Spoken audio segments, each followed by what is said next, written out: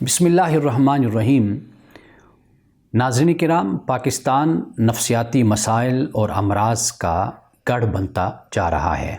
ایک سروے کے مطابق ہر دوسرا پاکستانی کسی نہ کسی نفسیاتی مسئلے کا اور نفسیاتی مرض کا شکار ہے۔ ڈپریشن اور فرسٹریشن جیسی بیماریاں عام ہوتی چلی جا رہی ہیں۔ ان کی بہت سی وجوہات ہیں، یعنی معاشی بھی ہیں، سیاسی بھی ہیں، معاشرتی بھی ہیں، سماجی بھی ہیں، خاندانی بھی ہیں۔ لیکن ہمیں ایسا کیا رویہ اختیار کرنا چاہیے کہ ہم پاکستان میں ان امراض کو اور ان مسائل کو کم کر سکیں؟ بحیثیت ایک فرد کے ہمارا کیا کردار ہونا چاہیے؟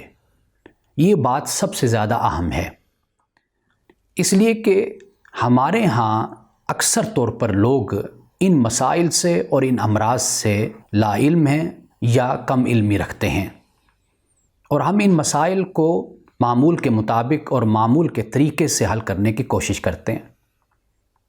مجھے یاد پڑتا ہے کہ ماضی میں ایسے بہت سے نوجوانوں کو جانتا ہوں کہ جو لوگوں کا سامنا کرنے سے گھبراتے تھے، لوگوں کے پاس بیٹھنے سے ڈرتے تھے، تنہائی پسند تھے، یا ان کا انداز یہ ہوتا تھا کہ سوشل سرگرمیاں، معاشرتی سرگرمیوں میں وہ شریک نہیں ہوتے تھے، چھوٹی سی بات کو بڑا بنا دیا کرتے تھے اور اس پر لڑتے تھے، جھگڑتے تھے، گھر کا ماحول خراب کرتے تھے۔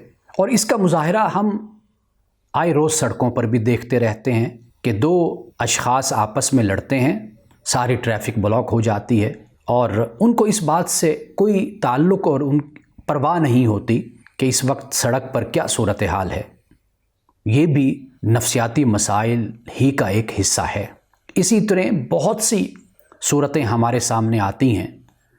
اب اس مقام پر، اس وقت اور اس جگہ پہ ہمارا کیا رویہ ہونا چاہیے؟ اگر ہم ایک نارمل انسان ہیں تو ہمارا رویہ رد عمل کا نہیں ہونا چاہیے، بلکہ صبر سے، تحمل سے ہم اس مسئلے پر غور کریں، اور جو شخص یہ رویہ اختیار کر رہا ہے اس کو ہم برداشت کریں، اس لیے کہ یہ معاملہ اور یہ مسئلہ جو اس شخص کے ساتھ ہے یہ نارمل نہیں ہے۔ اگر ہم نارمل ہیں تو ہم کبھی بھی وہ رویہ مت اختیار کریں کہ جو سامنے والا اختیار کر رہا ہے۔